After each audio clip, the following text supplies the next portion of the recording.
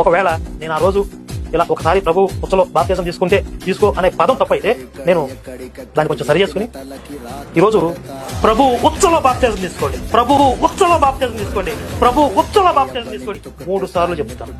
నా కొడకల్లారా, యేసు వాళ్ళ అమ్మని అమ్మ అని పిలవడా మంట.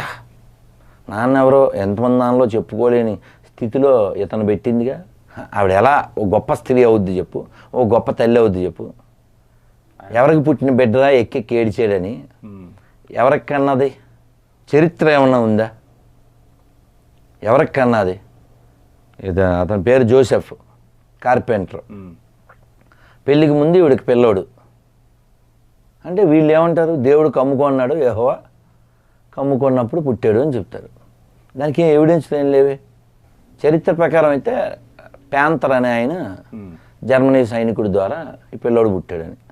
అందుకే మీరు చూడండి, బైబిల్ ఇంగ్లీష్లో చదవండి, ఎక్కడ యేసు వాళ్ళ అమ్మని అమ్మ అని పిలవడా మంట. నాన్న ఎవరో ఎంతమంది దానిలో చెప్పుకోలేని స్థితిలో ఇతను పెట్టిందిగా. మరి ఎలా పిలుస్తాడు? పుట్టకనే డౌట్ఫుల్ చేసింది కదయ్యా. ఓకే.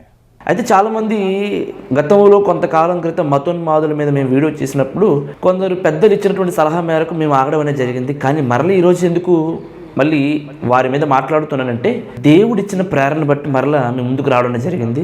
వీళ్ళరా ఈరోజు మతోన్మాదుల యొక్క వైఖరిని చూస్తుంటే క్రైస్తవుల్లో మెదులుతున్నటువంటి ప్రశ్న ఏంటంటే, ఏమంటే యేసుక్రీస్తు ప్రభుల వారిని చాలామంది దూషిస్తున్నప్పుడు, ఆయనను అవమానిస్తున్నప్పుడు, ఆయన తల్లి అయినటువంటి మరియను నానా రకాలుగా మాట్లాడుతున్నప్పుడు వారిని శిక్షించకపోగా పైగా వారికి దేవుడు మంచి ఆయుష్ని మంచి ఆరోగ్యాన్ని ఎందుకు ఇస్తున్నాడు అనేది చాలామంది క్రైస్తవులు మెదులుతున్నటువంటి ప్రశ్న.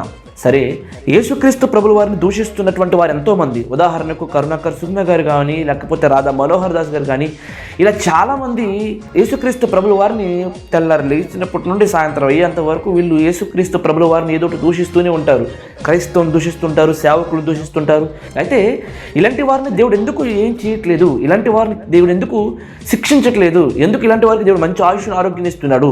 ఒకవేళ దేవుడు ఉన్నాడా లేడా? ఒకవేళ ఉంటే ఆయన అంటున్నప్పుడు ఆయనకు కోపం వచ్చి ఆయన స్పందించాలి కదా అనేటువంటి ప్రశ్నలు చాలామంది క్రైస్తవులు ఉంటూ ఉంటాయి. మీ ప్రశ్నను నివృత్తి పరచడానికే ఈరోజు మీ ముందుకు రావడం జరిగింది. ఇకపోతే ప్రియులారా, మనం చరిత్ర చూసుకుంటే అండి ఎంతో మంది ఇలాగే బైబిల్ని దూషించి ద్వేషించిన వారు చాలామంది ఉన్నారండి.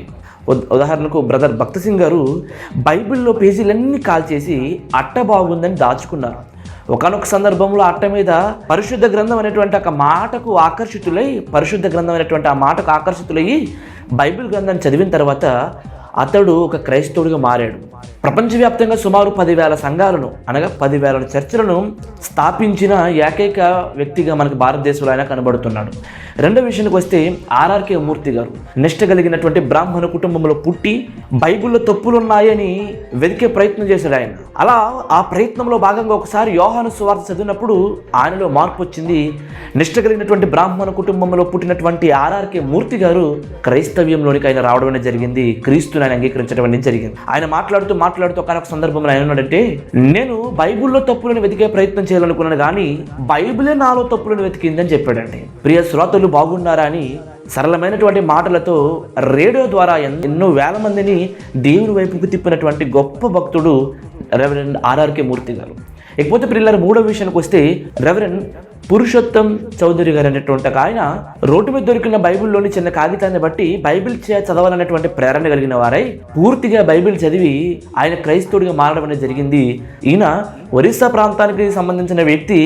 అయితే మన తెలుగు రాష్ట్రాల్లో క్రైస్తవులు పాడే పాటలలో సకానికి పైగానే ఈయన రచించడం అనేది జరిగింది ప్రియులరా. కాబట్టి చాలా మందిని మనము చరిత్ర పుటల్లో చూస్తే ఇలాగనే కాదు, చాలా మంది మొదట దేవుని దూషించి దైవ గ్రంథమైన పరిశుద్ధ గ్రంథాన్ని దూషించి చివరికి దేవుని ప్రేమకు బానిసలైపోయిన వారు ఎంతోమంది ఉన్నారు. ఇకపోతే ప్రియులరా, ఈ రాధా మనోహర్ దాస్ గారు కానీ, కరుణాకర్ సుగుణ గారు కానీ, ఇంకా ఎంతమంది అయితే క్రైస్తవ్యాన్ని దూషిస్తూ క్రీస్తును దూషిస్తూ కించపరుస్తూ మాట్లాడుతున్నారో ఇలాంటి వారందరికీ ఒక గురువు బైబిల్లో ఉన్నాడండి. ఇలాంటి వారందరికీ ఒక గురువు బైబిల్లో ఉన్నాడు.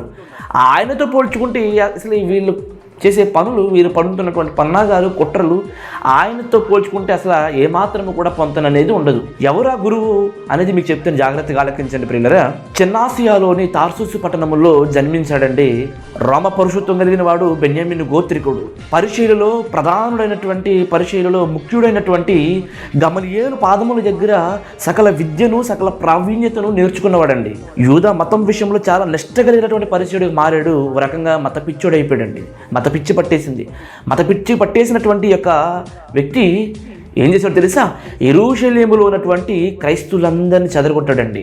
బాధించాడు, హింసించాడు. స్త్రీలని, పురుషులని చూడకుండా నానా చిత్రహింసలకు గురి చేశాడండి.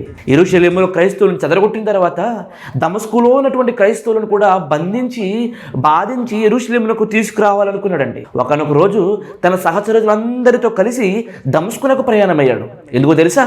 క్రైస్తవులైన వారందరినీ బంధించి తన యెరూషలేమునకు తీసుకొచ్చి వారిని హింసించాలన్నటువంటి ఉద్దేశంతో. అయితే దమస్కునకు తన సహచరులతో ప్రయాణమవుతున్నప్పుడు సరిగ్గా సగం దారిలో అతడు ఒక గొప్ప వెలుగును చూసి కింద పడిపోయాడండి. అప్పుడు సౌలా సౌలా నన్ను నేల హింసించుచున్నామని ఒక మాట ఆయనకి వినబడింది. ఆ మాట వినబడిన తర్వాత 3 రోజుల పాటు దేవుడు ఆ వ్యక్తికి కళ్ళు కనిపించకుండా చేశాడు. ఆ తర్వాత ఆ వ్యక్తి దగ్గరికి దేవుడు తన సేవకుడైన అననీయ అనేటువంటి ఒక ఆయనను పంపించాడు. అననీయ గుడ్డివాడి దగ్గరికి వెళ్ళిన తర్వాత దేవుని గురించి బోధించి అతనికి బాప్తిసం ఇచ్చాడు. ఇచ్చిన తర్వాత ఈ వ్యక్తి సమాజ మందిరంలో ఇతడు క్రీస్తుని గురించి ప్రకటించడం ప్రారంభించాడు. అలా ప్రారంభిస్తూ బ్రతుకుడ క్రీస్తే, చావైతే లాభమైన గొప్ప నినాదముతో గొప్ప సేవను చేశాడండి. చివరికి ఏ క్రీస్తునైతే దూషించాడు, ఏ క్రైస్తవునైతే హింసించాడు, ఇతడు కూడా ఒక క్రైస్తవుడిగా మారి అదే క్రీస్తు కోసం తన ప్రాణాన్ని అర్పించి హతసాక్షిగా ఈ యొక్క భూలోకంలో తన యొక్క జీవితాన్ని ముగించుకున్నాడండి. అతడే ఎవరో కాదు, బైబిల్ గ్రంథంలో ఎక్కువ పుస్తకాలు రచించిన వ్యక్తిగా క్రైస్తవులందరికీ సుపరిచితమైనటువంటి వ్యక్తి అతడే అపోస్తలుడైన పౌలు. ఇప్పుడు నా ప్రశ్న ఏంటంటే, అపోస్తలుడైన పౌలు క్రైస్తవులను హింసిస్తున్నాడు, స్త్రీలు, పురుషులు, పిల్లల్ని కూడా చూడకుండా అందరినీ బరబరా ఈడ్చుకుని వచ్చేసారు కదా, మరి ఆ వ్యక్తికి దేవుడు ఎందుకు ఆయుష్ ఇచ్చాడు అంటే అక్కడ ఉన్నటువంటి క్రైస్తవులకు తెలియదు. 2 అపోస్తలుడైన పౌలుకు కూడా తెలియదు. కానీ యేసుక్రీస్తు ప్రభుల వరకు తెలుసు. ఏంటో తెలుసా? ఈ యొక్క సౌలు అనబడుతున్న వాడే, ఈ మత పిచ్చి పట్టినటువంటి దౌర్జన్యంగా, దుర్మార్గంగా ప్రవర్తిస్తున్నటువంటి ఈ సౌలు అనేవాడే ఒకానొక నాడు పౌలుగా మారతాడు. పౌలుగా మారిన తర్వాత నా కోసం మరణిస్తాడని ఎవరికి తెలుసు? యేసుక్రీస్తు ప్రభుల వారికి తెలుసు. అలాగే ప్రియులారా, బైబిల్ గ్రంథం వాక్యాన్ని మనం పరిశీలిస్తే దేవుడు ఎందుకు దుర్మార్గులను, పాపులను, ఇలాగా కరుడు కట్టినటువంటి కసాయులను, మతోన్మాదులను ఎందుకు ఈ భూమి మీద దేవుడు ఉంచుతున్నాడంటే ప్రియులారా, హెజ్కేలు గ్రంథము 18వ అధ్యాయము 23వ వచనం మనం స్పష్టంగా వినగలిగితే ప్రియులారా, అక్కడ హెజ్కేలు గారు రాస్తూ ఏమంటాడంటే, దుష్టులు మరణము నొందుట చేత నాకేమైనా సంతోషం కలుగునా? దేవుడు అంటున్నటువంటి మాట, దుష్టులు చంపేస్తాను, ఒళ్ళు మండి ఒక మాట చాలు, వాళ్ళ మాట కూడా కాదు, ఆలోచనలో దేవుడు ఒక చావాలనుకుంటే మనకి చచ్చిపోతుంది ఈ భూమి మీద. కాబట్టి దేవుడు అదే అన్నాడు, దుష్టులు చనిపోవడం వల్ల నాకు ఏమైనా ఆనందం ఉందా? లేదు. వారు తమ ప్రవక్తనను దిద్దుకుని బ్రతుకుటయే నాకు సంతోషము. ఇదే ప్రభువైన యెహోవా వాక్కు. పిల్లరా, ఈరోజు రాధా మనోహర్ దాస్ గారు కానీ, కరుణాకర్ సుగుణ గారి కానీ, ఇంకా ఎవరైతే ఎంతమంది అయితే ఉన్నారో వారందరి మీద దేనికి ఒక గొప్ప ప్రణాళిక ఉంది. వారు మారాలని ప్రార్థించండి పిల్లరా, వారు మారాలని ప్రార్థించండి. దైవ చిత్తమైతే ఖచ్చితంగా దేవుడు అలాంటి వారిని ఖచ్చితంగా మార్చుకుంటాడు. ఎందుకంటే వీళ్ళెంతండి, వీళ్ళకి గురువు లాంటి వాడు ఎవరు? సౌలు. అలాంటి సౌలుని పౌలుగా మార్చుకుని ఎంత గొప్ప పరిచయం చేయించాడండి. కాబట్టి ప్రియులారా, దేవుడు ఎందుకు ఈరోజు మతోన్మాదులు కూడా ఎందుకు ఆశిస్తున్నాడంటే, ఒకటి, వారి మీద దేవునికి గొప్ప ప్రణాళిక ఉంది. దయచేసి మతోన్మాదులు ఎవ్వరూ దూషించకండి, ప్రేమించండి, వారి కోసం ప్రార్థించండి. సౌలుని దేవుడు ఎలాగైతే పౌలుగా మార్చుకున్నాడో అలాగే మతోన్మాదులందరినీ కూడా దేవుడు ఎలా మార్చుకోవాలి? ఈ ప్రస్తుతం ఈ యొక్క రోజుల్లో పౌలులా మార్చుకుని ప్రార్థించండి. కాబట్టి దేవుడు మతోన్మాదులకు ఆయుష్ ఇవ్వడం వెనుక కారణము అదే. సౌలుకి దేవుడు ఎందుకు ఆయుష్ ఇచ్చాడు అంటే పౌలుగా మార్చుకోవటానికి. అలాగే ఈరోజు చాలామంది మతోన్మాదులు కూడా దేవుడు ఎందుకు ఆయుషిస్తున్నాడు అంటే వారిని కూడా దేవుడు త్వరలో మార్చుకోబోతున్నాడు. ఇదే మతోన్మాదులు ఇప్పుడు ఎవరైతే దేవుని దూషిస్తున్నారో అదే మతోన్మాదులు రేపు ఒక రోజు రాబోతుంది. ఆ రోజున ఖచ్చితంగా బైబిల్ చేతపట్టి వేదికలెక్కి యేసుక్రీస్తు ప్రభుల వారి నిజమైన దేవుడిని ఒప్పుకునే రోజు వస్తుంది. ఎందుకంటే ప్రతి మోకాలు ఆయన ఎదుట వంగి తీరాలి. కాబట్టి ప్రియులారా, మతోన్మాదులందరి కోసం ప్రార్థించండి. అందరికీ వందనాలు. మరో చక్కని సందేశంతో దైవ చిత్తమైతే మీ ముందుకు వస్తాను. God bless you all. Thank you for watching. Youth for Jesus Christ అనే మా యూట్యూబ్ ఛానల్ను లైక్ చేయండి, షేర్ చేయండి, సబ్స్క్రైబ్ చేయండి.